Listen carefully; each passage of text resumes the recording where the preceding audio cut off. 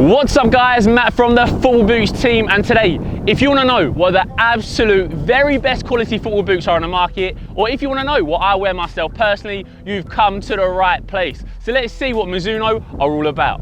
So guys, the first boot which we're going to be looking at is the Mizuno Rebel MIJ version. Now before we start talking about this boot, let's talk about Mizuno. Now as you can probably tell from the backing music, Mizuno are a Japanese brand and they're all about quality, innovation and performance.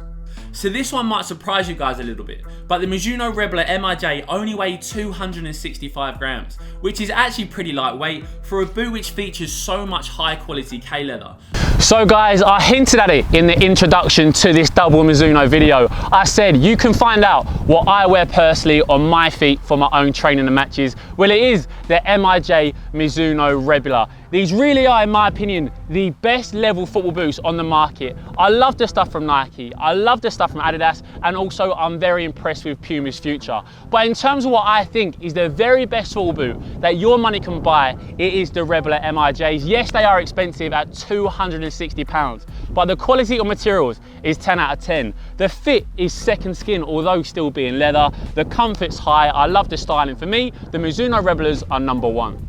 Without question, the headline feature of the Mizuno Rebel, especially the MIJ version, is the upper. And all across, we have got a supreme K leather material. It really is the best out there right now. I don't know any other brand who can compete with leather materials from Mizuno. It is ultra soft, very thin, and also has a nice level of grip to it, which is something you don't really get from leather materials. And it also stretches with the foot. But don't be worried, unlike the Copa Mundial and also Puma King, those old school leather football boots, this very modern Mizuno Rebel comes with a CT frame, which is an internal cage, and it's actually made from memory foam. So it's there for cushion, but also retains the boot structure. So although they are leather and going to stretch with the foot, they're still going to retain their shape over time.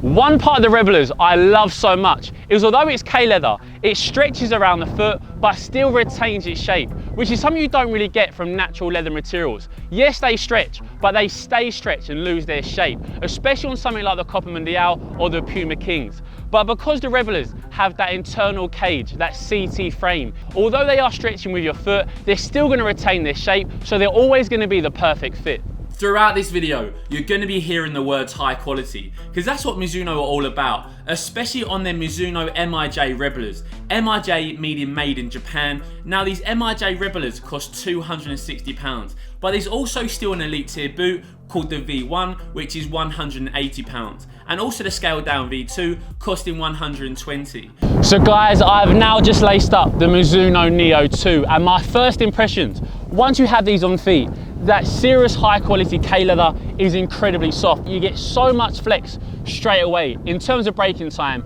trust me, in terms of these top level Mizuno made in Japan boots, there is no braking time whatsoever.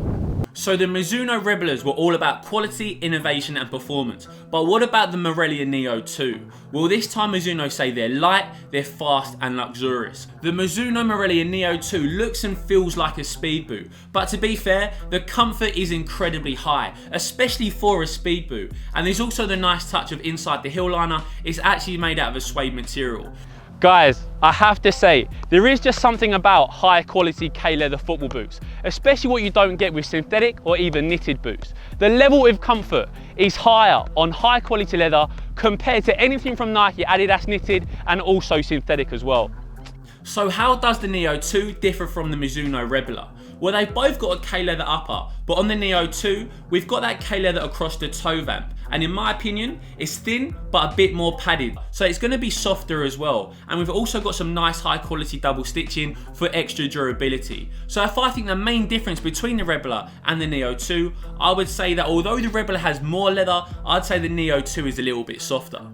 But as just said, that K leather upper stops at the toe vamp and then it changes to a synthetic leather. And the biggest reason for this is to retain the boot structure. And especially for a speed boot, that is ultra important. So if you want a boot with added lockdown, I'd say the Neo 2s are above the Rebel. Built with the same high quality craftsmanship and also premium materials, the Morelia Neo 2 MIJ version, the ones which we have here, costs £260, but there's also the standard Neo 2, which costs £160, so much more affordable and definitely still an elite level boot. The only difference is the leather just isn't as soft and it hasn't been treated for as long. And there's also a scaled down Neo 2 as well, called the KL, which costs £100, so definitely a much more affordable boot in the Neo range. If you guys are interested in buying the Mizuno Neo 2, then one thing to bear in mind is that they fit about half a size long. Unlike the Mizuno Rebelo, which fit almost all foot types, the Neo 2 is much more narrow. So if you have excessively wide feet, then the Neo 2 might not be the best option for you. So I've already been impressed with how lightweight the Rebelas were. So what's the Mizuno Morelia Neo 2 MIJ saying? Well, these only weigh 210 grams. So incredibly lightweight for any football boot. And the fact they've actually got a leather toe vamp is even more impressive.